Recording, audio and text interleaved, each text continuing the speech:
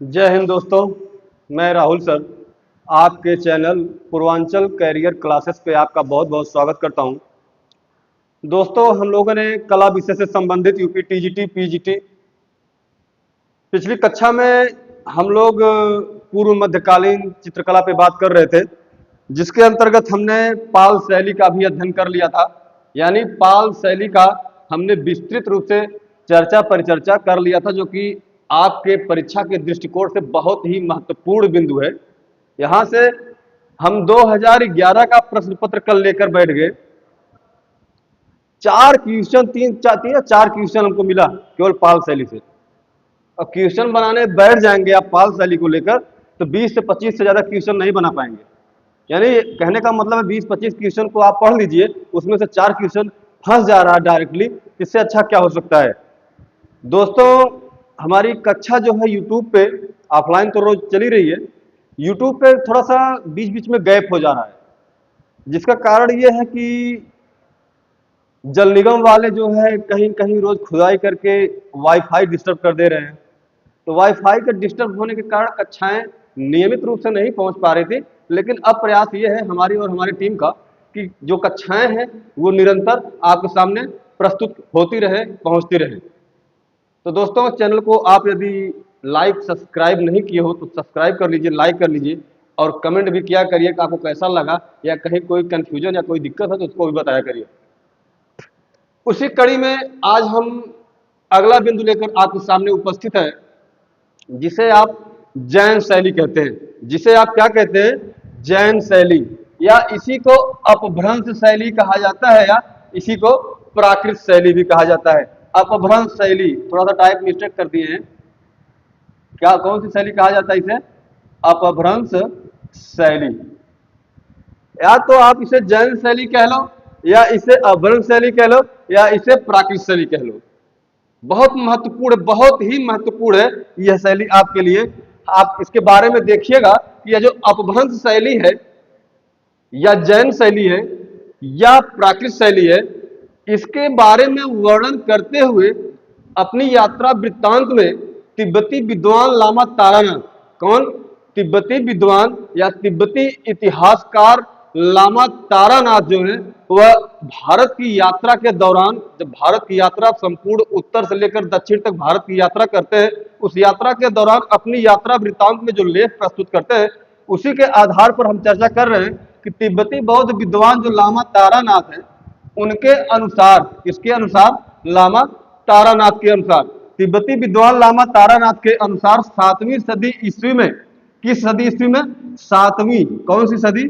7वीं सदी ईस्वी में जो पश्चिमी भारत में, पश्चिमी यानी भारत का जो पश्चिमी हिस्सा है, भारत का जो पश्चिमी हिस्सा है उसके बारे में चर्चा की जा रही है कि पश्चिमी भारत में राजस्थान के मारवाड़ में, एक मारवाड़ स्थान है जो कि पड़ता है कौन से प्रदेश में या कौन से स्टेट में? आपके राजस्थान में। राजस्थान में एक चित्र शैली, यानी मारवाड़ जो राजस्थान का स्थान है, उसी में एक चित्र शैली का विकास हुआ, एक चित्र शैली का विकास हुआ। और यह चित्र शैली भारत के पश्चिमी क्षेत्र में, जिस शैली की चर्चा हम कर रहे हैं, यह शैली भारत के पश्चिमी हिस्से में, भारत का पश्चिमी हिस्सा कौन सा है? अगर हम भारत की बात करें, भारत की बात करें,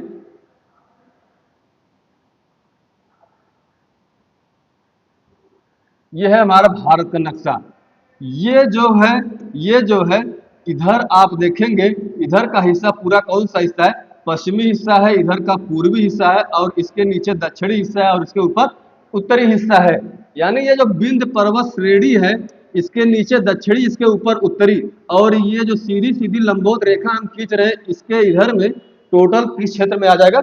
पश्चिमी क्षेत्र में। तो पश्चिमी क्षेत्र में आप देखेंगे, पश्चिमी क्षेत्र में यह शैली जो कि कौन सी शैली? जैन शैली या अपभ्रंश शैली पुष्पित एवं पल्लवित हुई, यानी खूब फली फूली, खूब बढ़ी। इस शैली का क्या हुआ? पुष्पित हुई, पल्लवित हुई, और नेपाल तक इसका प्रभाव देखा गया। यहीं तक नहीं, इसका प्रभाव नेपाल तक देखा गया। कहां तक? नेपाल तक देखा गया।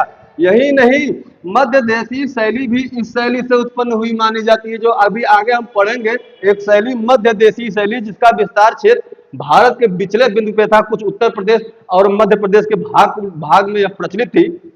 मध्य देशी शैली जो है भारत के उत्तर प्रदेश के साथ साथ मध्य प्रदेश में भी प्रचलित थी। मध्य देशी शैली इसे भारत के पिछले हिस्से में, मध्य हिस्से में प्रचलित थी, इसलिए मध्य देशी शैली को कहा जाता है। अभी अगले क्रम में उसकी चर्चा हम करेंगे।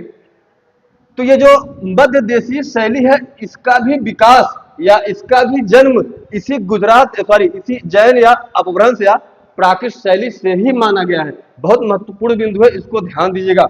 और यह कश्मीर शैली के पुरातन चित्रकार इसी मध्य देशीय शैली के अनुयायी थे।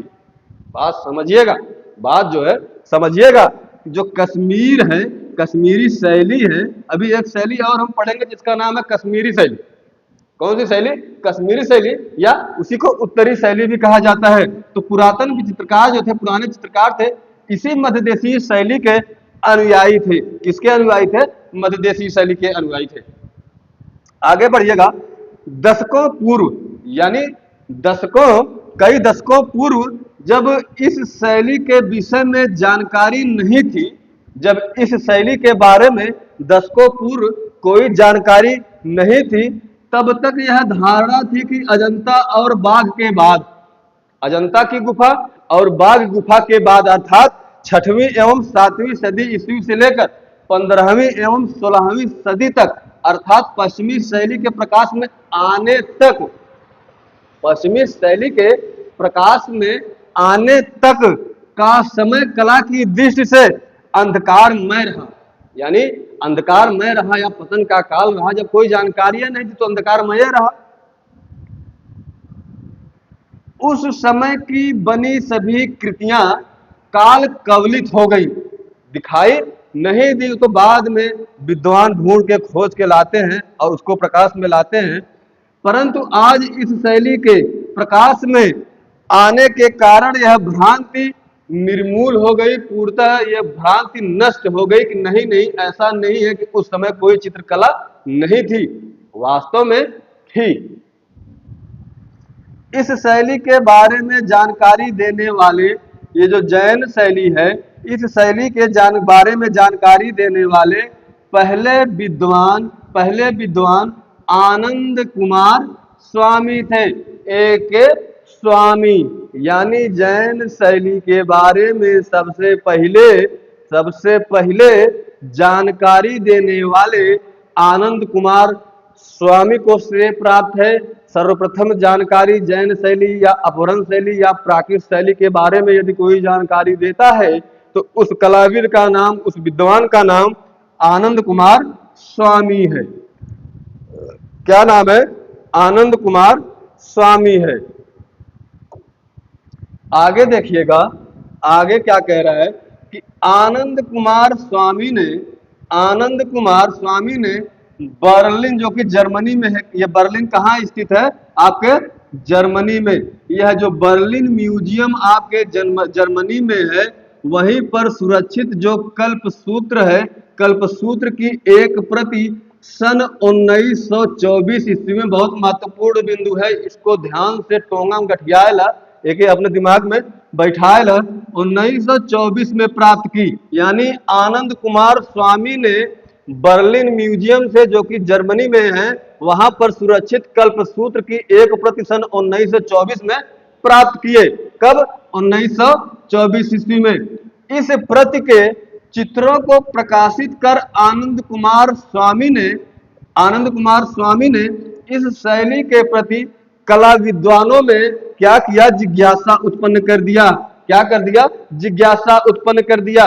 किस शैली के? जैन शैली के बारे में जिज्ञासा उत्पन्न कर दिया। आगे देखिएगा, आगे चलकर बाद में इस शैली से संबंधित बाल गोपाल स्तुति, बहुत महत्वपूर्ण बिंदु है, बहुत ध्यान से इसको देखिएगा।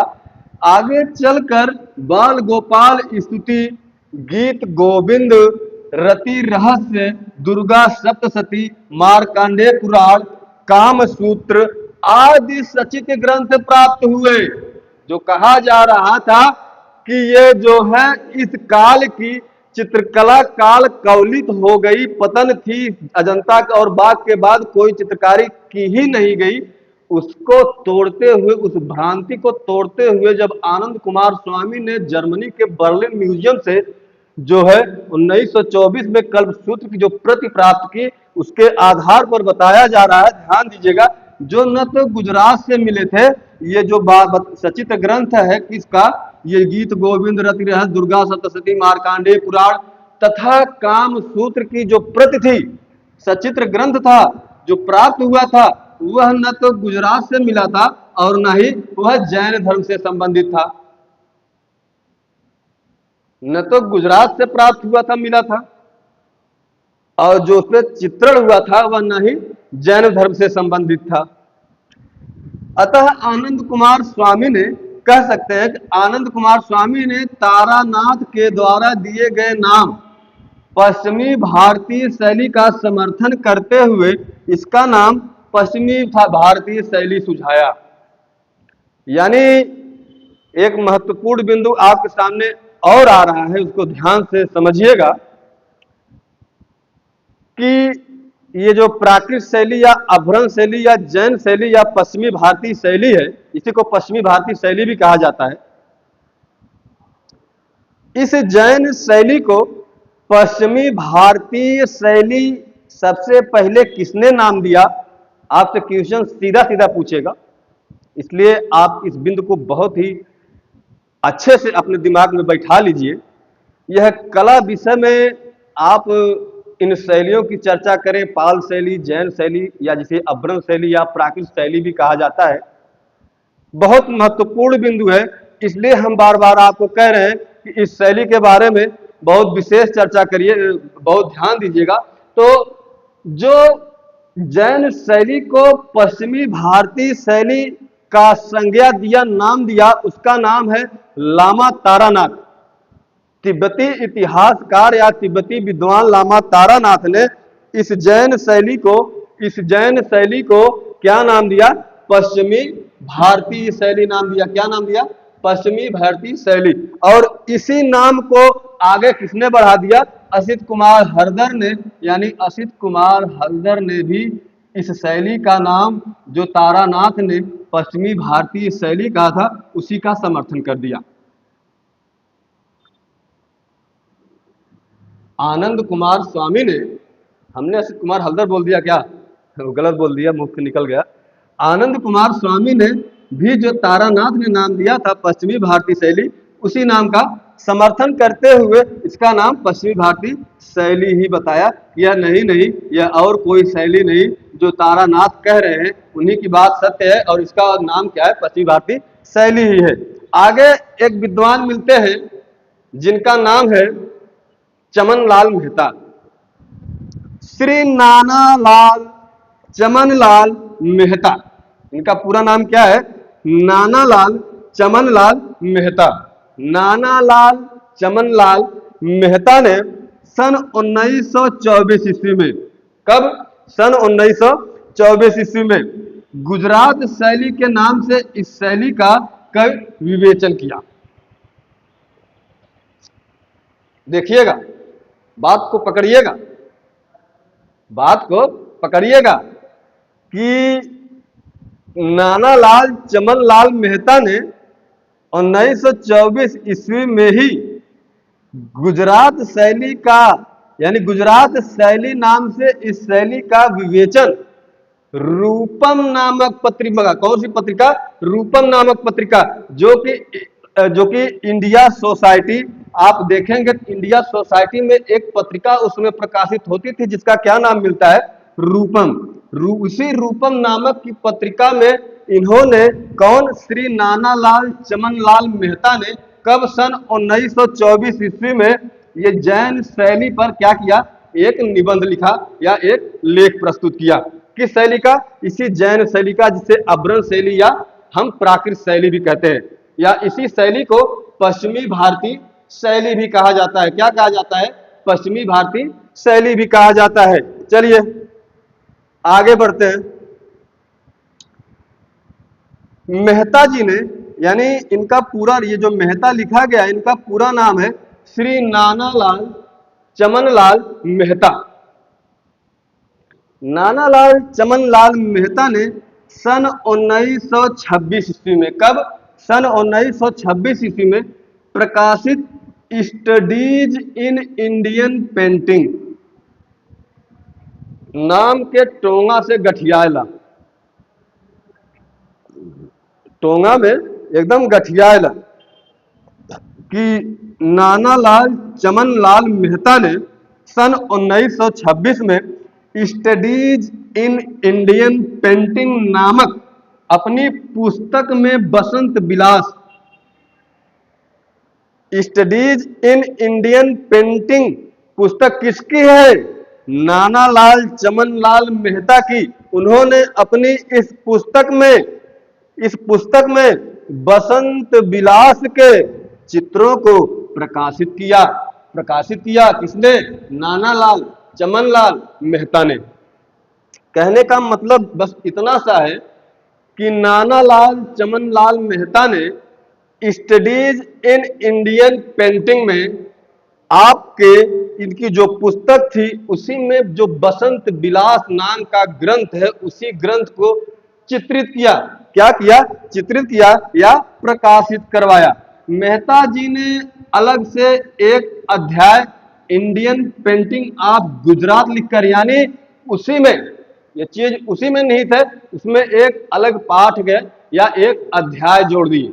मेहता जी ने एक अलग अध्याय जोड़ दिए और बताया कि ये जो अध्याय है उसका नाम इंडियन पेंटिंग ऑफ गुजरात के नाम से लिखकर इस संदर्भ में पर्याप्त विवरण प्रस्तुत किया। आगे बढ़ते हैं, आगे देखिएगा और कौन से विद्वान हैं जो इस प्राकृत शैली को और अलग अलग नामों की संज्ञा देते हैं, जरा उस पर भी चर्चा कर लीजिएगा। देखिएगा क्या है कि एक बहुत ही बड़े कलाविद विद्वान है जिनका नाम है पर्सी ब्राउन। क्या नाम है? पर्सी ब्राउन। पर्सी ब्राउन ने इस शैली का नाम जैन शैली दिया। आपसे क्वेश्चन सीधा सीधा हिट करेगा, आपसे क्वेश्चन सीधा सीधा हिट करेगा कि जैन शैली को या प्राकृत शैली को या अपभ्रंश शैली को, आपसे सीधा सीधा क्वेश्चन पूछेगा कि अपभ्रंश शैली को जैन शैली की उपमा किसने दी, या जैन शैली ही नाम किसने सुझाया अपभ्रंश शैली का? किसने? पर्सी ब्राउन ने। क्वेश्चन बनेगा सीधा यहीं से बनेगा, याद रखिएगा। पर्सी ब्राउन का मानना है कि पश्चिमी भारत में, भारत के पश्चिमी क्षेत्र में, किसका मानना है? पर्सी ब्राउन का। पर्सी ब्राउन का मानना है कि भारत के पश्चिमी क्षेत्र में सचित्र ग्रंथों की जो लिपिबद्ध किया गया, जो चित्र बनाए गए या जो उनको लिपिबद्ध किया गया, उनका मुख्य विषय जैन धर्म ही था। क्या था? जैन धर्म ही था, इसलिए इसको जैन शैली का नाम दे दिया गया। जैन धर्म का होने के कारण ही इसका नाम पर्सी ब्राउन ने क्या रख दिया? जैन शैली रख दिया। साथ ही इन ग्रंथों को ज्यादातर जैन साधुओं द्वारा तैयार किया गया था, जैन तीर्थंकरों द्वारा तैयार किया गया था, जैन धर्म के अनुयायियों द्वारा तैयार किया गया था। अतः इसे जैन शैली कहा जाए, यही उपयुक्त कथन सुझाया गया। भाई जो सचित्र पोथियां या ग्रंथ पाए गए वह जैन धर्म से संबंधित होने के कारण पर्सी ब्राउन ने इसे नाम दे दिया, यह जैन शैली है। क्या नाम दे दिया? इसे जैन शैली का नाम दे दिया। और यह जो जैन शैली से संबंधित सचित्र पोथियां हैं, इनका चित्रण जो है जैन साधुओं ने किया या जैन धर्म से संबंधित अनुयायियों ने या जैन तीर्थंकरों ने किया, इसीलिए इसका नाम क्या दे दिया गया? जैन शैली दे दिया। आपसे सीधा सीधा क्वेश्चन हिट करेगा टीजीटी पीजीटी में, सीधा सीधा क्वेश्चन पूछेगा कि अपभ्रंश शैली को जैन शैली का नाम किसने दिया या जैन शैली की संज्ञा किसने दी? तो आप सीधा सीधा बताएंगे कि भैया यही है पर्सी ब्राउन। एक नाम और मिलता है, डॉक्टर राय कृष्ण दास। क्या नाम है? डॉक्टर राय कृष्ण दास और डॉक्टर मोती चंद्र, डॉक्टर राय कृष्ण दास के अनुसार और डॉक्टर मोती चंद्र के अनुसार इसे अपभ्रंश शैली कहकर संबोधित किया गया। कौन शैली कहा गया? अपभ्रंश शैली कहा गया। आनंद कुमार स्वामी और तिब्बती इतिहासकार लामा तारानाथ इस शैली को भारतीय पश्चिमी भारतीय शैली कहते हैं। क्या नाम दिए? पश्चिमी भारतीय शैली। और विद्वान पर्सी ब्राउन ने इस शैली को जैन शैली कहा। स्टेटमेंट में क्वेश्चन बनेगा कथन कारण में, ध्यान से पढ़िएगा कि किसने क्या नाम दिया इन शैलियों का। और राय कृष्णदास और डॉक्टर मोती चंद्र ने इस शैली को अपभ्रंश शैली कहा। क्या कहा? अपभ्रंश शैली कहा। राय कृष्णदास और डॉक्टर मोती चंद्र ने इसे अपभ्रंश शैली कहकर संबोधित किया। और डॉक्टर राय कृष्णदास और मोती चंद्र का यह मानना भी है कि यह अपने निजित्व को खो चुकी थी, अपने अस्तित्व को खो चुकी थी और एक महान शैली अजंता शैली के हास को प्राप्त थी। अपभ्रंश शब्द ऐसा शब्द है जिसके द्वारा तत्कालीन विकृत को प्राप्त शैलियों का परिवर्तनशील करा प्रवृत्तियों की व्याख्या हो सकती है। कहने का इतना सा सब मतलब है, केवल ये जो इस शैली का नाम अपभ्रंश पढ़ा, किसके अनुसार? डॉक्टर राय कृष्णदास और डॉक्टर मोती चंद्र के अनुसार इस शैली का नाम अपभ्रंश का पड़ा। अपभ्रंश का शाब्दिक अर्थ होता है भ्रष्ट होना, बिगड़ा हुआ, खत्म हो गया, जिसका पतन हो रहा हो। यही अपभ्रंश का शाब्दिक अर्थवय होवे करता है। यह शैली अपने अस्तित्व को, अपने निजित्व को पूर्णतः खो चुकी थी। इसीलिए विद्वान राय कृष्णदास, डॉक्टर राय कृष्णदास और डॉक्टर मोती चंद्र ने इस शैली को क्या नाम कहकर संबोधित किया? अपभ्रंश शैली कहकर संबोधित किया। आगे बढ़ते हैं कि अपभ्रंश शैली के चित्र भारी संख्या में पोथियों के रूप में प्राप्त हुए हैं। चाहे वह अपभ्रंश शैली हो, चाहे वह पाल शैली हो, दोनों के ही चित्र पोथियों में अधिकतर प्राप्त हुए हैं, जो ज्यादातर श्वेतांबर से संबंधित है। श्वेतांबर यानी जैन धर्म। जैन धर्म आगे चलकर दो संप्रदायों में विभक्त हो जाता है। एक को श्वेतांबर कहा गया और दूसरे को दिगंबर।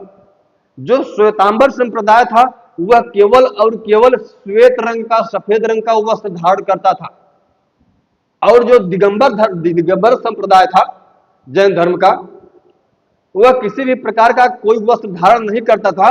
वह जो दिगंबर संप्रदाय था, दिक माने दिशाएं, अंबर माने कपड़ा, वो दिशाओं को ही अपना वस्त्र मानते थे, यानी पूर्णतः नग्न रहते थे। तो अपभ्रंश शैली के ज्यादातर चित्र पोथियों में प्राप्त हुए हैं। और वह किस धर्म से संप्रदाय थे? जैन धर्म के श्वेतांबर संप्रदाय से संबंधित थे। जैन धर्म के श्वेतांबर संप्रदाय से संबंधित थे। अपभ्रंश शैली का प्रारंभ दक्षिण में बेरूल या एलोरा के गुफा चित्रों से होता है। बहुत इंपॉर्टेंट बिंदु है। अपभ्रंश शैली का प्रारंभ दक्षिण में बेरूल या एलोरा की गुफा के चित्रों से प्राप्त होता है।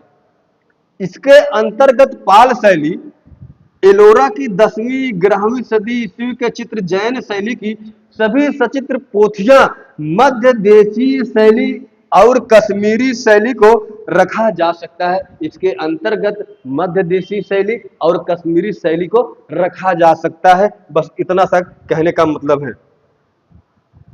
आगे ध्यान दीजिएगा, हम कुछ टिप्पणी देख लेते हैं इस जैन शैली से संबंधित। जो टिप्पणी है क्या है, यहां से क्वेश्चन सीधा सीधा बनता है। आप लोग ध्यान दीजिएगा। आवश्यकता पड़ने पर कश्मीरी और पाल शैली को इसमें अलग भी माना जा सकता है। बात ध्यान दीजिएगा। थोड़ा सा आप यहां आपको खटक लग रहा होगा कि क्यों आवश्यक, कैसा मतलब हो गया कि आवश्यकता पड़ने पर इसे कश्मीरी और पाल शैली को इससे अलग भी माना जा सकता है। आगे अभी हम देखेंगे कि ऐसा क्यों कहा जा रहा है। आवश्यकता पड़ने पर इस शैली को पाल शैली से अलग भी माना जा सकता है। यानी जो ग्रामीण शैली या ग्राम्य शैली है तथा कथित गुजराती शैली या जैन शैली का जो पश्चिमी भारतीय शैली के चित्र विविध रूपों में उपलब्ध हुए हैं, प्राप्त हुए हैं, वे किस प्रकार में है, किन उनका आधार क्या है, उनका धरातल क्या है। हमने पाल शैली में देखा था चित्र पट पर भी बने थे, कहने का मतलब है चित्र ताड़ के पत्रों पर भी बने थे, ताड़पत्र पर भी बने थे, कपड़े पर भी बने थे या लकड़ी पर भी बने थे। इसके हम देखते हैं जैन शैली में यहाँ पर भी चित्र जो है ताड़पत्रों पर या भोजपत्र जिसे या राजपत्र भी कहा जाता है, ताड़पत्रों पर बने थे पोथियों में, कपड़े पर बने पर चित्र पाए गए हैं, कागज पर बने पर चित्र पाए गए हैं। मारवाड़ जो राजस्थान में है इसका मूल केंद्र और गुजरात की 9वीं सदी में ही इस कला के केंद्र बन गए थे और यहीं पर इस कला का जन्म हुआ। यानी आपसे पूछ ले जैन शैली का मूल केंद्र क्या है, तो जैन शैली का मूल केंद्र वही राजस्थान का मारवाड़ है, वही राजस्थान का मारवाड़ ही इसका क्या है, मूल केंद्र है। अपभ्रंश शैली के कुछ प्रमुख चित्र हैं, कुछ प्रमुख ग्रंथ हैं, उसके बारे में चर्चा हम कर लेते हैं। देखिए क्या है, ध्यान से देखिएगा। पूछेगा कि अपभ्रंश शैली के चित्रों के बारे में निम्नलिखित में चर्चा परिचर्चा करने के बाद अगर आपसे क्वेश्चन यहां से कोई भी बनेगा, भाई इतना तो मैं कह सकता हूं कि जितना मैटर आपके सामने प्रस्तुत किया जा रहा है डायरेक्टली क्वेश्चन बनेगा मित्र। अभी तो आपको लग रहा है कि सर ऐसे हवाबाजी कर रहे हैं, हम हवाबाजी हो जी ना करी, बात टोंगम गठियाला। हम और आप लोग जितना मिलकर अब तक टीजीटी से संबंधित पढ़े हैं उतना हमारा वीडियो आप निकाल लीजिए। आज तक टीजीटी पीजीटी का जितना भी एग्जाम हुआ है मिला लीजिए, कोई क्वेश्चन अगर उससे बाहर चला गया हम आपकी गुलामी करेंगे। क्या गुलामी करेंगे आपकी, आगे जाएगा भी नहीं। जितना हम लोग पढ़ेंगे उसी में से क्वेश्चन आएगा। यही तो एक फायदा है टीजीटी कला में। एक तो 8 लाइन का सिलेबस है छोटा सा, प्रागैतिहासिक चित्रकला से मुगल कालीन चित्रकला तक यानी समकालीन से पहले तक आप केवल 2 बार पढ़ लीजिए, सारे के सारे क्वेश्चन आपके हो जाएंगे। इसका एक निश्चित क्राइटेरिया है जहां से ही क्वेश्चन पूछा जाता है और बाहर से कोई आपने नहीं एक क्वेश्चन पूछ लिया जाए, कोई विकल्प नहीं है। इसलिए मित्रों ध्यान दीजिएगा, आप लोग बहुत बड़ा नाम करेंगे अपना और अपने माँ बाप का, अपने गांव गिराव का। सामने वैकेंसी कोई है भी नहीं और यही सरकार फिर रह गई, मानसिक रूप से युवाओं को अपाहिज बना देगी, कोई पढ़ने और पढ़ाने के लायक बचेगा ही नहीं। तो यही 2022 वाला आप लोगों के पास अंतिम मौका है। ये बात टोंगम गठियाला, इसका एग्जाम का जो डेट है कैलेंडर अध्यक्ष जी ने अभी 2-3 दिन पहले ही सूचना दे दिया है। हम लोग धरना स्थल पे मौजूद थे इलाहाबाद में, चयन बोर्ड के सामने, नया आयोग जो बना है। 500 से ज्यादा अधिक लड़के थे, लेकिन इतना तो कोई संख्या नहीं थी। एयर शो हो गया था, पूरा इलाहाबाद जाम हो गया देखने के लिए। लेकिन भर्ती के लिए कोई कहे धरना दे दे तो कोई रूम से निकलना नहीं चाहता, उसी 8x10 के कमरे में पड़ा रहता है दाल भात चोखा बना के।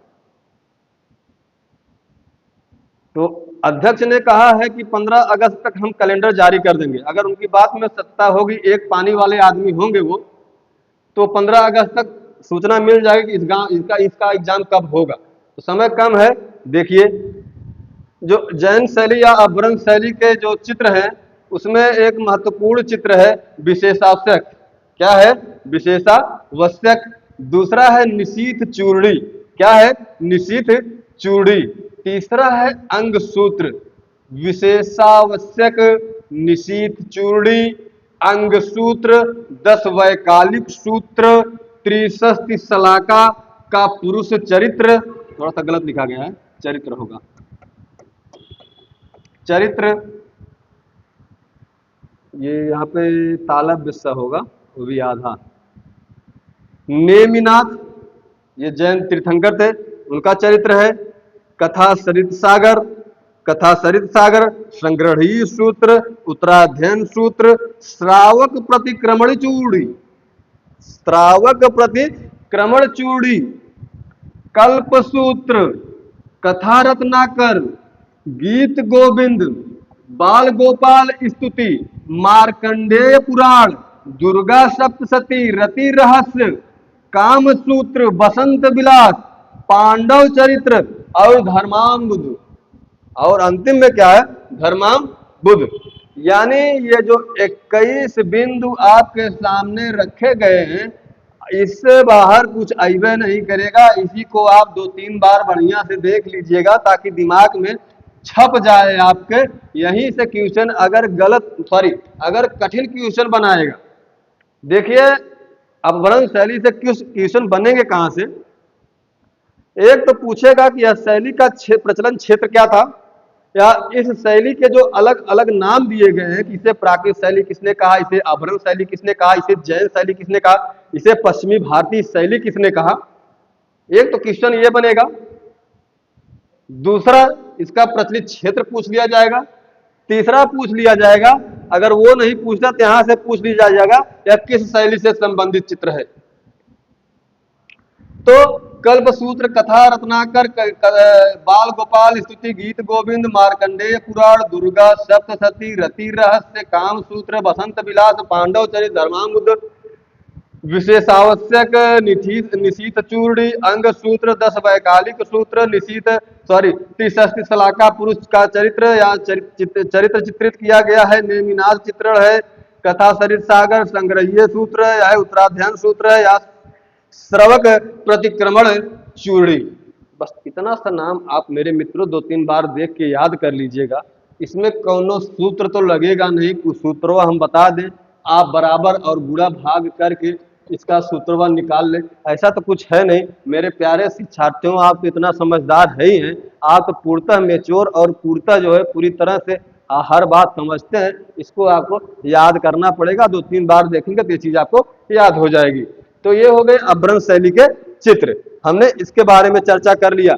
अगला बिंदु है, हम देखते हैं ये जो चित्र हम लोग देख रहे हैं, इसमें जो महत्वपूर्ण ग्रंथ या पोथी चित्र हैं उसकी हम बारी बारी से चर्चा कर लेते हैं। क्वेश्चन वहां से भी बन सकता है, क्योंकि सीट कम है इसलिए क्वेश्चन तो बहुत तगड़ा बनेगा। और इस बार कथन कारण के क्वेश्चन ज्यादा आएंगे। मैं बार बार कह रहा हूं कि इस बार की परीक्षा में टीजीटी 2024 को एग्जाम होगा 2024 में, उसमें कथन कारण से अधिकतर क्वेश्चन बनेंगे और पेपर का लेवल बहुत तगड़ा होगा। पेपर का लेवल बहुत तगड़ा होगा। 100 क्वेश्चन से ज्यादा जो कर लेगा उसका सिलेक्शन हो जाएगा। ध्यान से देखिए और बने रहिए। हम उसी पोथियों पर जो चित्रित हुई है जैन शैली में, उसी के बारे में चर्चा करने चल रहे हैं। आप ध्यान से देखिए। एक है बसंत विलास। क्या है? बसंत विलास। बसंत विलास में नानालाल चमनलाल मेहता जी ने इनके द्वारा गुजरात से प्राप्त बसंत विलास यह कपड़े पर चित्रित एक पट्टी या चित्रपट के रूप में बना हुआ है। बसंत विलास का जो चित्र है यह नानालाल चमनलाल मेहता के अनुसार बसंत विलास का चित्र कपड़े पर चित्रित किया गया है, जिसे चित्रपट या पट चित्र कहा जाता है। अगर इसके लिपि काल की बात कर ली जाए तो यह 1451 में लिपिबद्ध हुआ। कौन? यह बसंत विलास। किसके अनुसार? मेहता जी के अनुसार, नानालाल चमनलाल मेहता जी के अनुसार, जो गुजरात के शासक अहमद शाह कुतुबुद्दीन के समय में चित्रित हुआ था।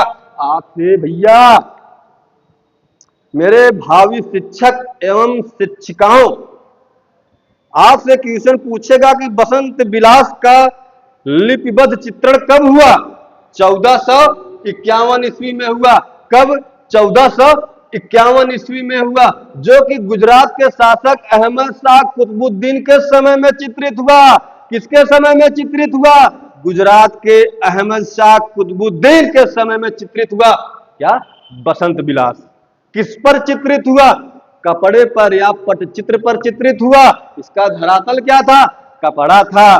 ध्यान रखिएगा मेरे दोस्तों, रत्नागिरी ने, या रत्नागिरी ने नहीं, में होगा, बहुत टाइप एरर है, ध्यान दीजिएगा। रत्नागिरी में तैयार किया गया था। कहां तैयार किया गया था? रत्नागिरी में तैयार किया गया था।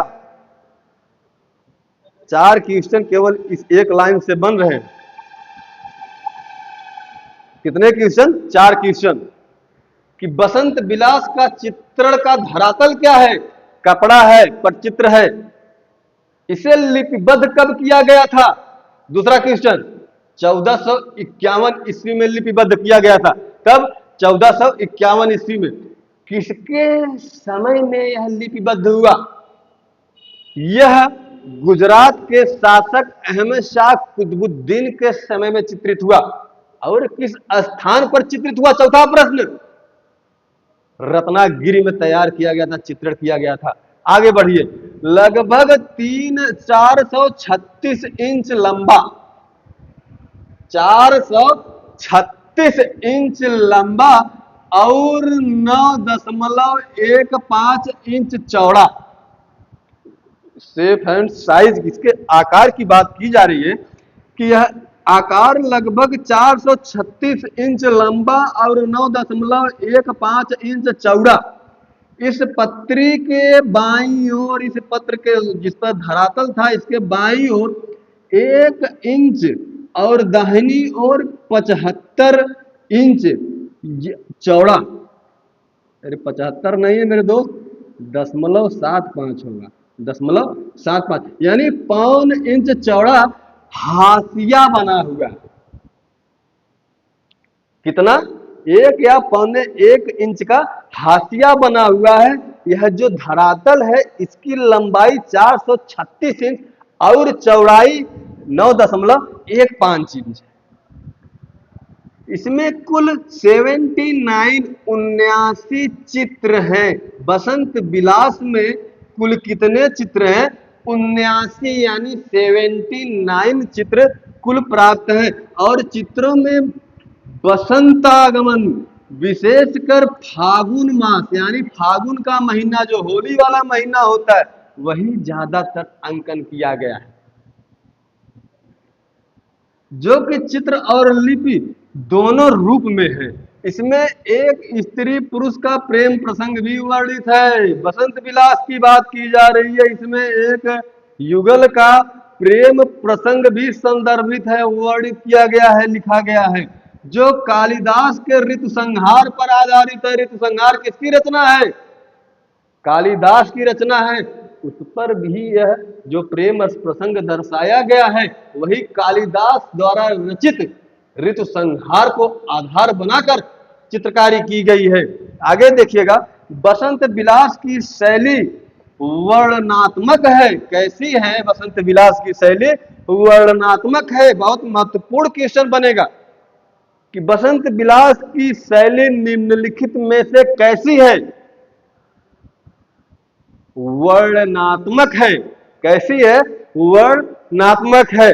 ध्यान दीजिएगा, इसमें रंग योजना काफी सरल रूप से बनाया गया है, जिसमें लाल पीला नीला, लाल पीला नीला रंगों का मुख्य रूप से प्रयोग किया गया है। और उसकी जो पृष्ठभूमि है, धरातल है, उसकी पृष्ठभूमि को साधारणतः पीले रंग से रंगा गया है, पीले रंग से बनाया गया है। बहुत एक एक बिंदु बहुत ध्यान से पढ़िएगा। उसके बाद कला विषय से कोई भी पेपर होगा, आप फाड़ के आएंगे, पढ़ के जाएंगे तो फाड़ के आएंगे, नहीं पढ़ के जाएंगे तो भी फाड़ के आएंगे। हम तो एक के बाद कही थे भाई भैया हो कि तो लोग के पेपर हो या दोस्त, ओकरे बाद हमरा ये क्लासवा कुल क्वेश्चनवा मिला लिया, एक क्वेश्चनवा इसने दिखाई, फिर जो कहा तवन। तो परीक्षा में ज्यादा समय तो रह नहीं गया है। आप लोग एक तो बड़ी गलत आदत है, न लाइक करते हैं, न सब्सक्राइब करते हैं। आपके पूरे यूट्यूब पे केवल पैसा कमाने के लिए अलग अलग अध्यापकों ने 4, 6, 10, 15, 20 क्लासें डाल दी हैं। संपूर्ण सिलेबस निःशुल्क बेहतरीन तरीके से परीक्षा के दृष्टिकोण से किसी ने नहीं पढ़ाया है। उसका भार हम अपने सिर पे लेके चल रहे हैं। उसके बाद आप लोग को लाइक सब्सक्राइब करने में पता नहीं कहाँ चला जाता है। तो हाथ जोड़ के विनती बा भावी शिक्षक एवं शिक्षिकाओं, हम पूरा सिलेबस आपके सामने बेहतरीन तरीके से चर्चा करेंगे, जहाँ से डायरेक्टली क्वेश्चन आपका टोटली का टोटली मिल जाएगा। अब फ्री ऑफ कास्ट निःशुल्क कक्षाएं दी जाएंगी, मॉडल पेपर कराया जाएगा। पहले इसके बाद थ्योरी पढ़ने के बाद हम लोग टॉपिक वाइज क्वेश्चन करेंगे। टॉपिक वाइज क्वेश्चन करने के बाद मिसलेनियस क्वेश्चन लेकर आएंगे। उसके बाद मॉडल पेपर लेकर आएंगे। उसके बाद देखिएगा एक एक क्वेश्चन में 125 का 25 क्वेश्चन में यहीं क्लास दिखाऊंगा मैं। सिलेक्शन तो यहीं से होना है, केवल यहीं से होना है ये मैं नहीं कह रहा, लेकिन सिलेक्शन यहीं से होना है, ये ध्यान रखिएगा। यह जो पट्टी है यह फ्रायर आर्ट गैलरी वाशिंगटन में सुरक्षित है। कहां पर? वाशिंगटन में। वसंत विलास की जो सचित्र चित्रण हुआ है यह वाशिंगटन में चित्र सुरक्षित है। किस गैलरी में? वाशिंगटन में। कल्प सूत्र की बात कर लेते हैं, वसंत विलास तो हो गया, कल्प सूत्र की बात कर लेते हैं। कल्प सूत्र अपभ्रंश शैली में चित्रित पोथियों में सर्वाधिक पोथियां कल्प सूत्र की ही प्राप्त हुई है। सीधा क्वेश्चन बन रहा है, यहां से सीधा क्वेश्चन पूछता है कि जैन शैली से संबंधित कि जैन शैली में निम्नलिखित में से किस ग्रंथ से संबंधित सर्वाधिक पोथियां प्राप्त हुई हैं? तो आप सीधा सीधा कह देंगे इसी कल्प सूत्र से सर्वाधिक पोथियां प्राप्त हुई है। सर्वाधिक पोथियां कल्प सूत्र से ही प्राप्त हुई हैं। कल्प सूत्र ही पश्चिमी भारत का सबसे प्राचीन चित्रित ग्रंथ है। पश्चिमी भारत का सबसे प्राचीन चित्रित ग्रंथ कौन है? तो उसका नाम यही कल्प सूत्र है, जो कि जैन शैली से संबंधित है।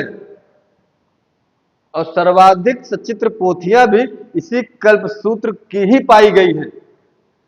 साथ ही साथ यह सबसे प्राचीनता के मायने में भी सबसे पुरानी या प्राचीन है। जो जैसलमेर संग्रहालय में प्राप्त कल्प सूत्र की एक प्रतिलिपि का चित्रण 1155 ईस्वी में किया गया है। जो 15वीं सदी के कागज पर चित्रित प्रतियां भी 15वीं सदी तक जाते जाते कागज पर भी इसकी चित्राकृतियां मिलने लगती हैं। तो दोस्तों ध्यान दीजिएगा, आज हमारे बीच हमारे बहुत ही परम मित्र, थोड़ा सा 1 मिनट समय लेना चाहेंगे आपका। काफ़ी देर से हमारे इलाहाबाद में हमारे ये पार्टनर भी रहे हैं।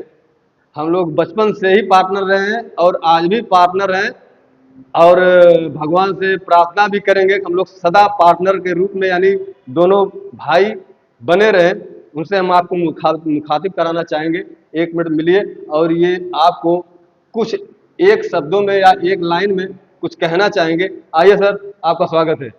आइए आइए, कहिए। नमस्कार दोस्तों, मैं गुड्डू यादव आप लोगों का तहे दिल से मैं स्वागत करता हूं। और इस पूर्वांचल कैरियर में आप लोगों की बहुत भूमिका है और हमारे सर की भी भूमिका है, और सदा अपना प्यार दुलार इनके साथ बनाए रखें। धन्यवाद।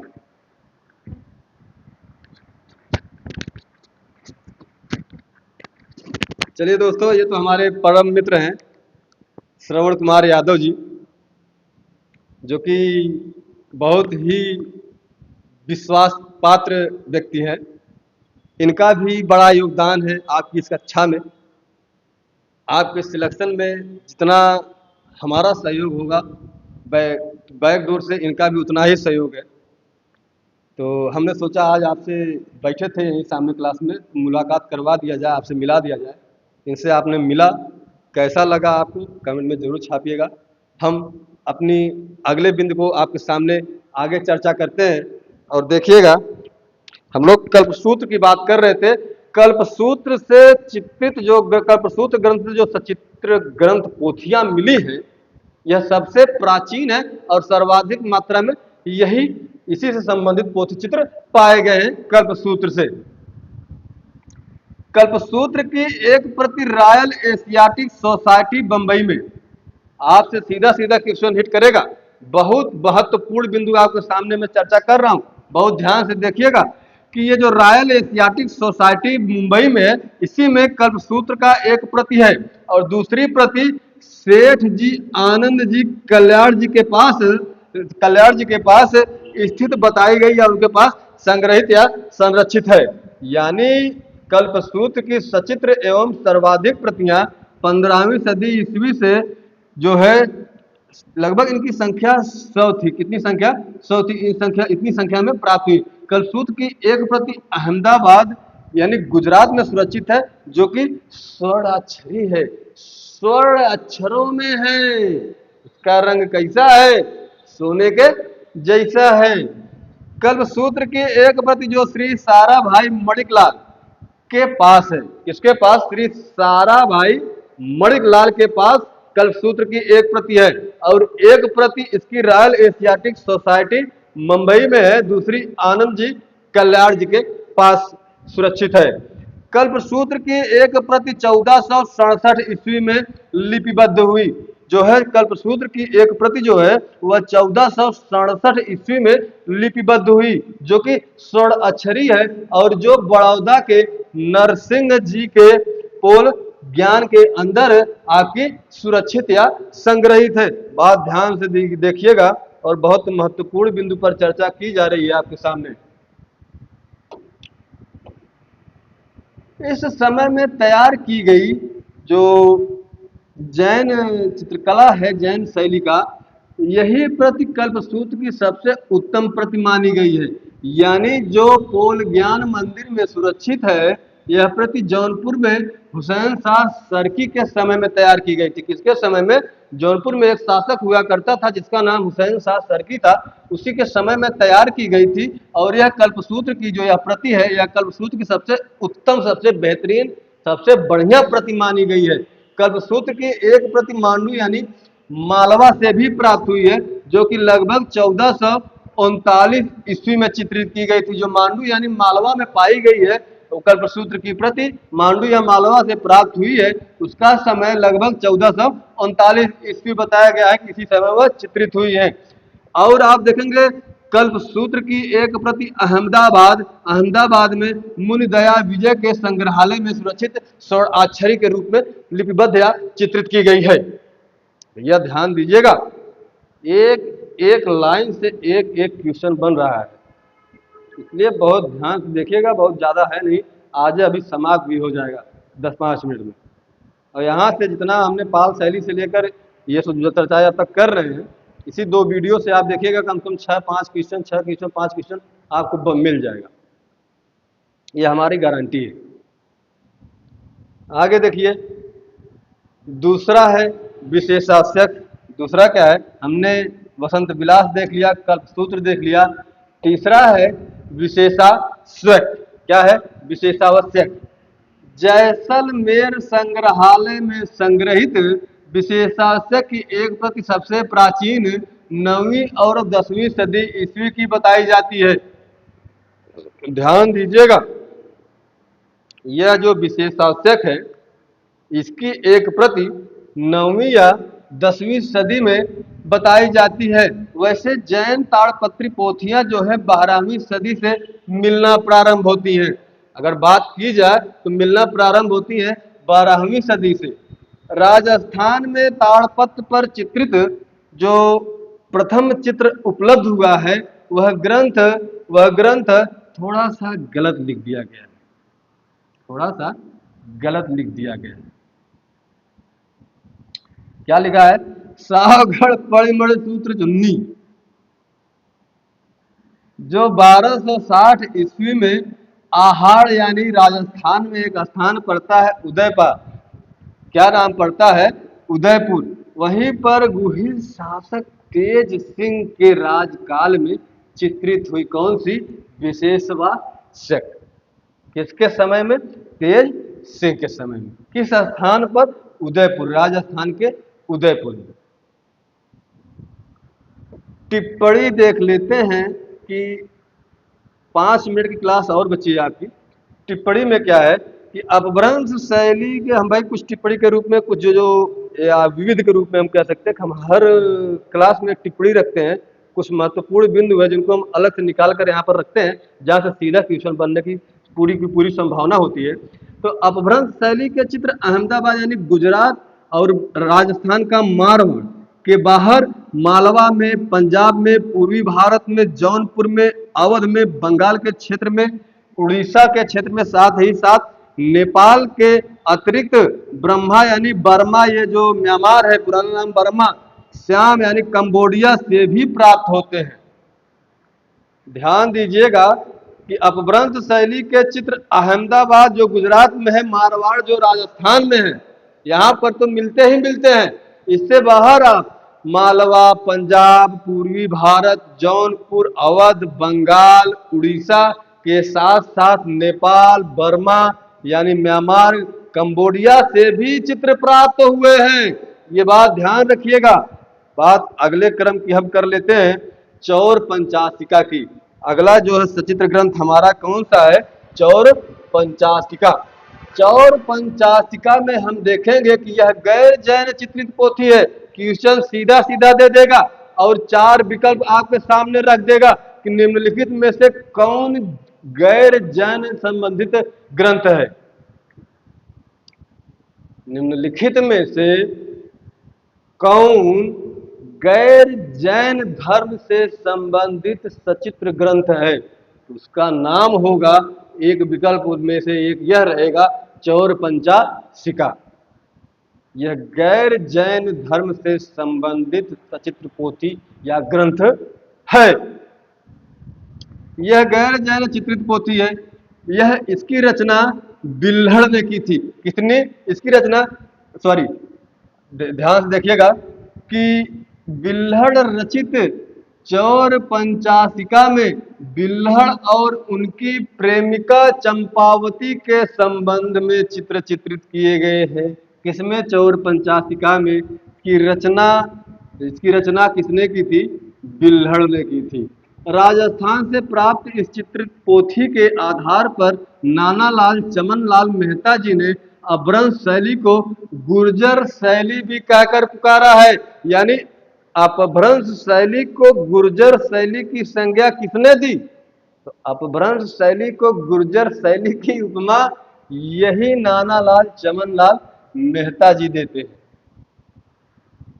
धर्माम्बुद, यह भी एक महत्वपूर्ण बिंदु है।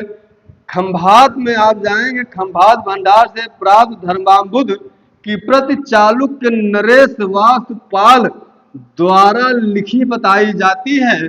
अपभ्रंश शैली का केंद्र तारानाथ के अनुसार राजस्थान का मारवाड़ तथा चमनलाल मेहता के अनुसार गुजरात बताया जाता है। यह जो धर्माम्बुद है, इसका जो है इस शैली का केंद्र जो है तारानाथ के अनुसार राजस्थान का मारवाड़ और नानालाल चमनलाल मेहता के अनुसार गुजरात बताया जाता है। लेकिन अब अधिक सामग्री मिलने के कारण इसे अपभ्रंश शैली के मूल केंद्र दक्षिण भारत का मानना अधिक उपयुक्त हो जाता है। उम्मीद करता हूं कि बात समझ में आ रही होगी। आप देखेंगे अगला बिंदु है इसी धर्माम्बुद संबंधित। पूर्व में जौनपुर भी अपभ्रंश शैली का एक प्रमुख केंद्र था। पहले की अगर बात कर ली जाए पुराने के समय में इससे,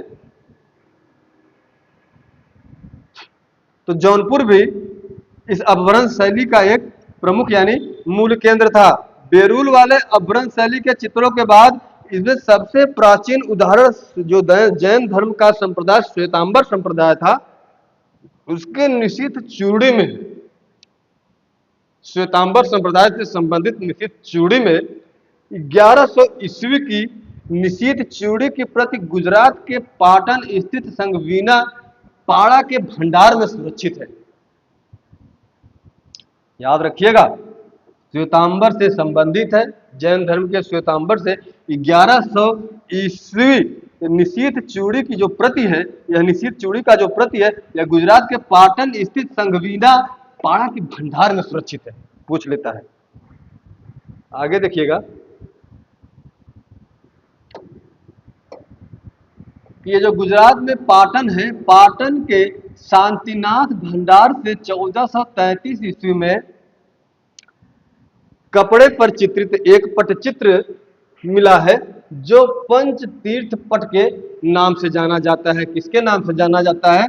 पंच तीर्थ पट के नाम से जाना जाता है। कब मिला था? 1433 ईस्वी में, पाटन गुजरात से। किस भंडार से? शांतिनाथ भंडार से। आप जोधपुर में जाएंगे, राजस्थान के जोधपुर से पांडव चरित नामक ग्रंथ की एक प्रति मिली है। आपके जोधपुर से पांडव चरित नामक एक ग्रंथ की क्या मिली है? प्रति मिली है। आगे देखेंगे, कागज पर बने स्फुट चित्र तथा पोथी चित्रों में कल्पसूत्र सबसे प्रमुख बताया गया है। किसे बताया गया? सबसे प्रमुख बताया गया है। कौन? यही आपका कागज पर बना स्फुट चित्र तथा पोथी चित्र को कल्पसूत्र का सबसे प्रमुख उदाहरण माना गया है। और इसकी लिपि जो है स्वर्ण अक्षरों में हुई है। किसमें हुई है? स्वर्ण अक्षरों में हुई है। यानी सोने जगह रंग भी, जो रंग सोने का होता है उसी रंग में स्वर्णाक्षर की गई है। दुर्गा सप्तशती वाला जो ग्रंथ है, दुर्गा सप्तशती तथा बाल गोपाल स्तुति में भी कागज पर बने चित्र पाए गए हैं। चाहे दुर्गा सप्तशती की बात कर ली जाए, चाहे बाल गोपाल स्तुति की बात कर ली जाए, दुर्गा सप्तशती और दुर्गा सप्तशती के साथ साथ बाल गोपाल स्तुति, इसके भी चित्र कहां पर बनाए गए? कागज पर बनाए प्राप्त हुए हैं, चित्र मिले हैं। जैन तीर्थंकरों के अनेक रूपों में विभिन्न प्रकार के रंगों का प्रयोग हुआ है। यानी अलग अलग प्रकार के रंगों का प्रयोग जैन तीर्थंकरों के रूपों को विभिन्न विभिन्न प्रकार के रंगों के माध्यम से बनाया गया। जो जैन धर्म के 24 तीर्थंकर थे, जैन धर्म के संस्थापक महावीर स्वामी या वास्तविक संस्थापक ऋषभदेव, जो कि पहले तीर्थंकर थे, उन्हीं की बात की जा रही है कि जैन तीर्थंकरों के अनेक रूपों में विभिन्न प्रकार के रंगों का प्रयोग किया गया है। महावीर की आकृति में पीला रंग का प्रयोग किया गया है। जैन धर्म के संस्थापक महावीर स्वामी, जो कि 24वें तीर्थंकर थे, जो कि 24वें तीर्थंकर थे,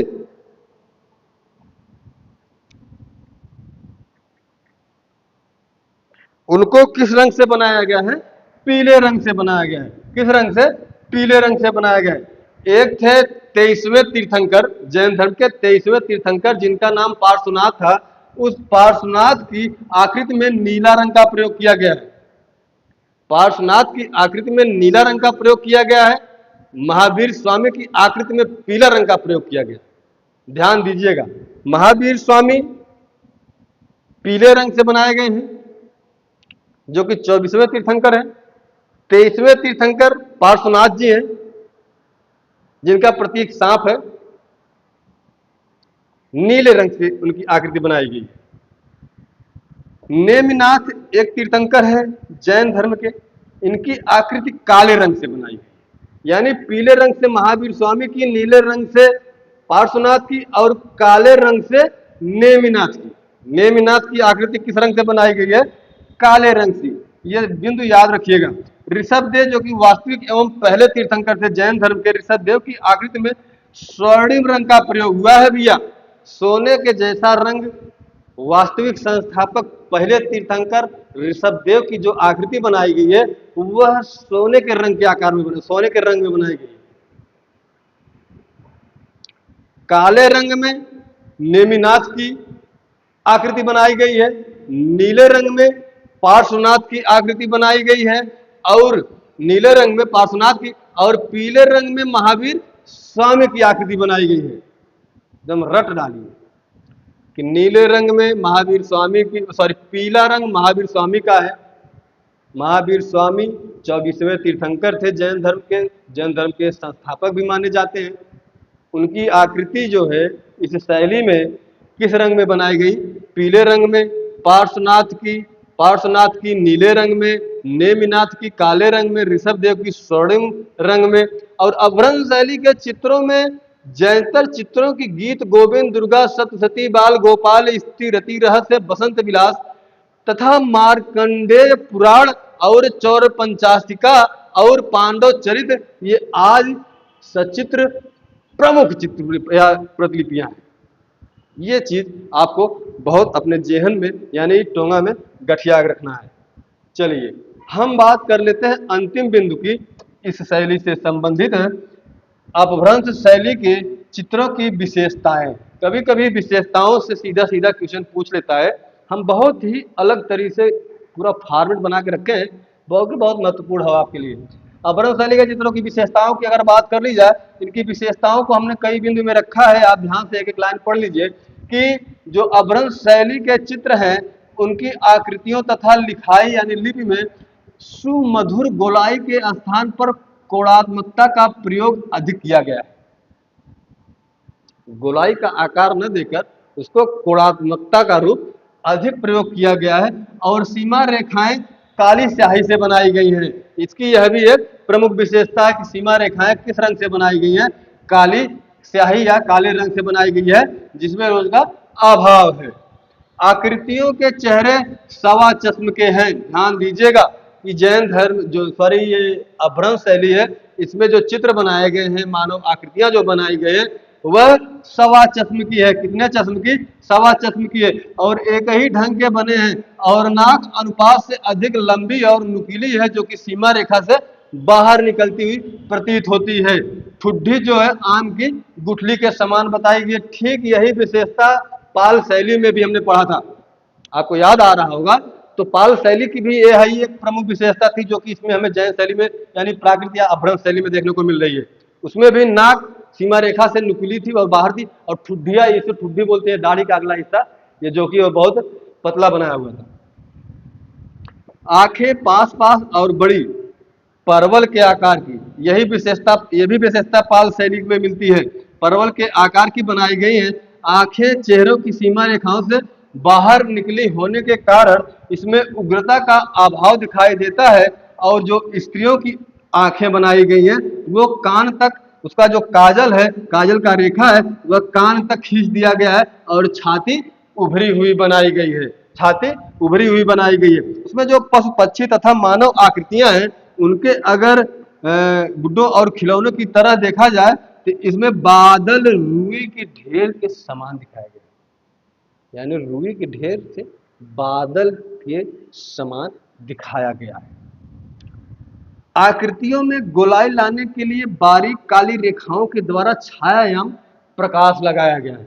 आकृतियां जो है इस शैली की, उसको गोलाई दिखाने के लिए, उसमें गोलाई लाने के लिए बारीकी काली रेखाओं द्वारा छाया एवं प्रकाश लाया गया है। यह भी एक प्रमुख विशेषता है। घंटा धरातल पर अनेकों दृश्यों का अंकन है एवं प्राकृतिक दृश्यों की कमी है। इसमें यही तो समस्या है। पाल शैली में भी हमने देखा था प्राकृतिक शैली, प्राकृतिक चित्रण कम हुआ है, इसमें भी तो अपवाद स्वरूप पाल शैली में हमने कदली यानी केला और नारियल का देख लिया था। अपभ्रंश शैली के चित्रों में अधिकांशतः चमगादड़ और सॉरी अपभ्रंश शैली के चित्रों में अधिकांश जो है वह चमकदार रंगों का ही प्रयोग हुआ है। अधिकांश मात्रा में बात की जाए तो चमकदार रंगों का प्रयोग हुआ है। पृष्ठभूमि की बात कर लिया तो पृष्ठभूमि में आप देखेंगे कि ज्यादातर लाल रंग का सपाट प्रयोग किया गया है। एकदम सपाट लाल रंग का अधिकतर प्रयोग हुआ है। किसमें? इस अपभ्रंश शैली में।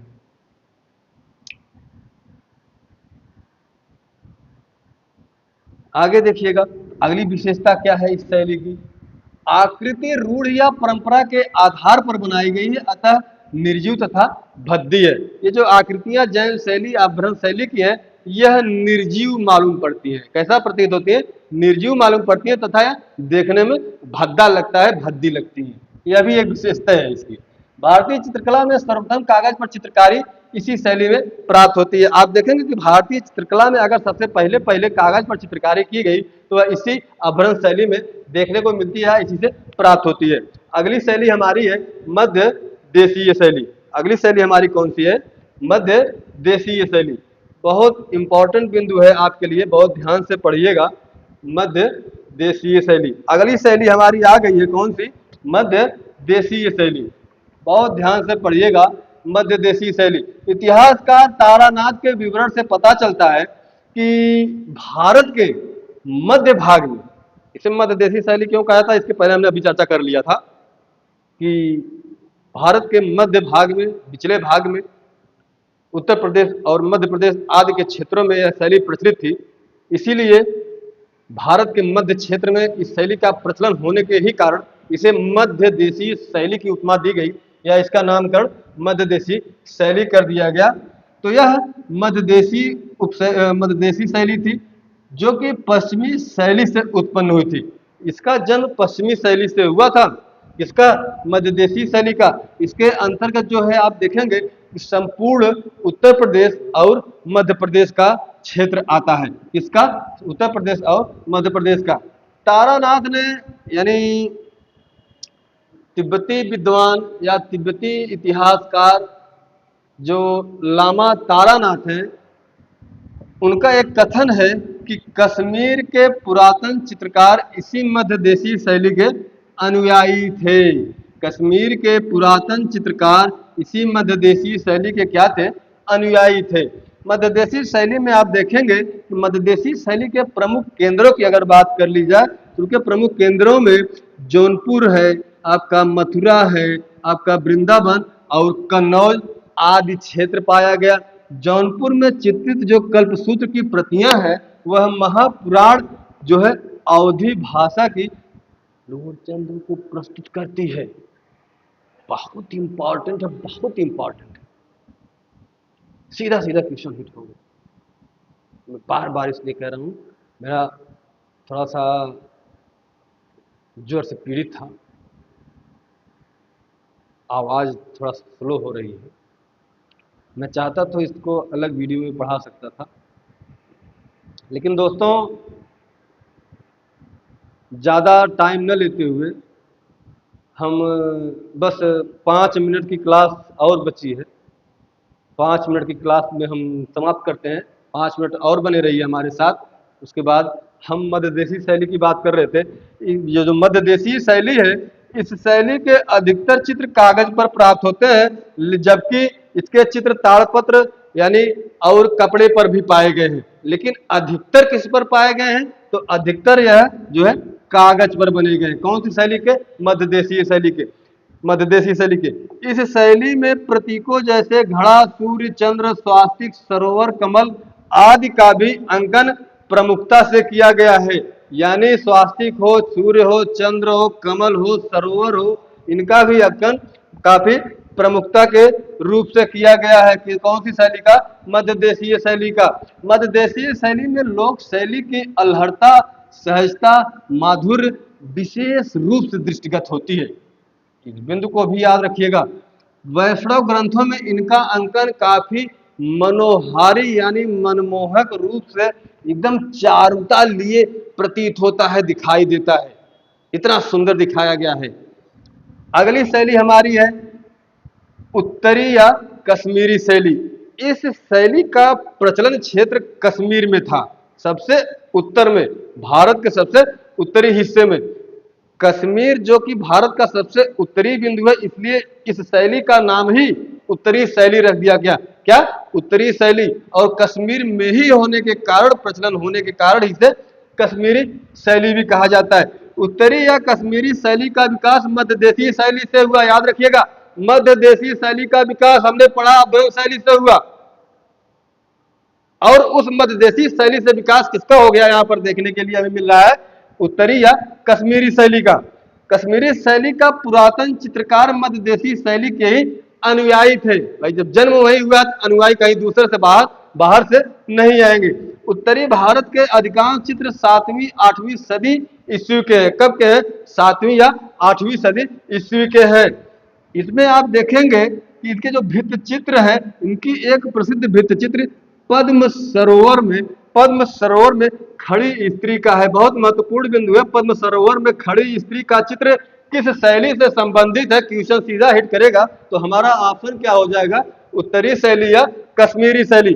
राजस्थानी हो चाहे मुगल हो चाहे पहाड़ी शैली हो, इनके विकास में कश्मीरी शैली का बहुत ही महत्वपूर्ण योगदान रहा है भैया। चाहे आपकी राजस्थानी शैली हो, चाहे मुगल शैली हो, चाहे पहाड़ी शैली हो, इनके अगर विकास की बात की जाए तो उसमें सर्वाधिक योगदान इसी शैली का, इसी कश्मीरी शैली का अधिक रहा है। अगला बिंदु है अगला बिंदु है, ध्यान से देखिएगा और अंत तक बने रहिएगा। हंसराज नामक कलाकार यहाँ के चित्रकला में नवीन परंपरा यानी जो रूढ़वादी परंपरा थी, पुरानी परंपरा जो लिए चले आ रहे थे, उससे थोड़ा सा हटकर इन्होंने, हंसराज नामक जो कलाकार चित्रकला के थे, उन्होंने इसमें नवीन परंपरा को स्थापित किया। नवीन आपके कश्मीरी शैली या उत्तरी शैली में रूढ़िवादी से हटकर नवीन शैली की परंपरा का अगर श्रेय किसी को प्राप्त है तो किसे प्राप्त है? इसी हंसराज नामक कलाकार को। इसके विशेषताओं में देखेंगे तो कश्मीरी शैली अपभ्रंश शैली जैसी ही प्रतीत होती है। दोनों का भाई जो जैन शैली है उसी से मध्य देशी शैली उत्पन्न हुई, और जो मध्य देशी शैली है उसी से यह उत्तरी या कश्मीरी शैली उत्पन्न हुई। तो आप देखेंगे कि इनका जो आधार बिंदु होगा वह भी कहीं ना कहीं एक दूसरे से जुड़ा रहा होगा। हम अंतिम शैली की बात कर लेते हैं, अंतिम शैली की बात कर लेते हैं, दक्कनी शैली, जिसे क्या कहा जाता है? दक्कनी शैली, दक्कनी शैली या दक्षिणी शैली, इसी को क्या कहा जाता है? दक्षिणी शैली या दक्कनी शैली। यह जो विंध्य पर्वतमाला है इसके निचले हिस्से यानी दक्षिणी भाग में यह शैली प्रचलित थी, इसीलिए इसको दक्कनी शैली या दक्षिणी शैली कहा गया। पूर्व मध्यकाल की अपभ्रंश शैली की सबसे प्राचीन चित्र जो है एलोरा, जो महाराष्ट्र में पड़ता है, वेरुल की गुफाओं में प्राप्त होते हैं। इसलिए बहुत से विद्वानों का मानना है कि यह जो है अपभ्रंश शैली का ही उद्गम केंद्र यानी उद्गम स्थान रहा होगा। दक्षिण भारत उद्गम स्थान रहा होगा, जो कि कहाँ पड़ता है? आपके दक्षिण भारत में। पल्लव कला हो, चाहे आपकी चोल कला हो, चाहे जो राष्ट्रकूट थे उनके अधीन विकसित एलोरा की गुफाएं, तथा विजयनगर यानी जो विजयनगर था, विजयनगर की स्थापना आपके हरिहर बुक्का नामक दो भाइयों ने 1336 ईस्वी में किया था, उसी विजयनगर की बात हो रही है। तो चित्रकला आदि के उदाहरण हमें देखने के लिए वहां से मिल जाते हैं। विजयनगर काल में बने विठल स्वामी मंदिर, जो विठल स्वामी मंदिर है वह विजयनगर काल में विजयनगर में बना लेपाक्षी का वीरभद्र मंदिर हो, चाहे विठल का स्वामी मंदिर हो, दोनों ही चित्रकला के उदाहरण प्राप्त हमें बड़ी आसानी रूप से प्राप्त हो जाते हैं। लेपाक्षी के वीरभद्र मंदिर में आप देखेंगे भित्ति चित्रण की एक विशाल चित्रमाला सुरक्षित पाई गई है। कहां पर सुरक्षित पाई गई है? जो किस धर्म से संबंधित है? जो कि शैव धर्म से संबंधित है। किस धर्म से? शैव धर्म से संबंधित है। आगे देखते हैं कि अगला बिंदु क्या है। अगला बिंदु हमारा कह रहा है कि विजयनगर नरेश वेंकट द्वितीय के समय में चित्रकला का खूब विकास हुआ, यानी दक्कनी शैली के चित्रकला का बहुत ज्यादा मात्रा में या खूब विकास या अधिक विकास किसके समय में हुआ? विजयनगर के नरेश राजा वेंकट द्वितीय के समय में हुआ। और विजयनगर की चित्रकला का पश्चिमी चित्रकला का जो प्रभाव पड़ा है वह भी इसी के साल काल से संबंधित माना गया है। बहमनी राज्य, जो कि बहमनियों ने विजयनगर का जो समकालिक मुस्लिम राज्य था, यानी उधर विजयनगर साम्राज्य का जो राजवंश राजा कर रहा था, उसी के समय में दूसरी तरफ दक्षिण के ही हिस्से में जो बहमनी थे यानी मुस्लिम राजा थे, दोनों का यानी दोनों एक दूसरे के क्या थे? समकालीन थे, वही बताया जा रहा है। इस चित्रकला के रूप में सुंदर आलेखनों का भी निर्माण हुआ है, यानी जो लेख यानी लिपिबद्ध लेख मिले वो भी काफी सुंदर और ओजपूर्ण दिखाए गए हैं। दोस्तों, इस कक्षा में आज की क्लास यहीं तक, और मध्यकालीन हो चाहे पूर्व मध्यकालीन चित्रकला हो, चाहे जैन शैली हो, चाहे पाल शैली हो, अपभ्रंश शैली हो, प्राकृत शैली हो, मध्य देशी शैली हो, कश्मीरी शैली हो, दक्कनी शैली हो, उत्तरी शैली हो, जो भी शैलियां हैं, यहां से कम 10 से 12 क्वेश्चन आपके बनेंगे। 3 या 4 क्वेश्चन तो आपका केवल पाल शैली से बन जाता है, 2-3 क्वेश्चन आपका जैन शैली से बन जाता है, यानी मिनिमम 10 क्वेश्चन आपकी जो हमने एक क्लास पिछली कक्षा में ली थी और आज की क्लास, कम से कम 10 क्वेश्चन आपका यहाँ से डायरेक्टली मिलेगा। इसलिए पूरी अंत तक क्लास को एक दो बार देखिएगा, लाइक सब्सक्राइब कर दीजिएगा।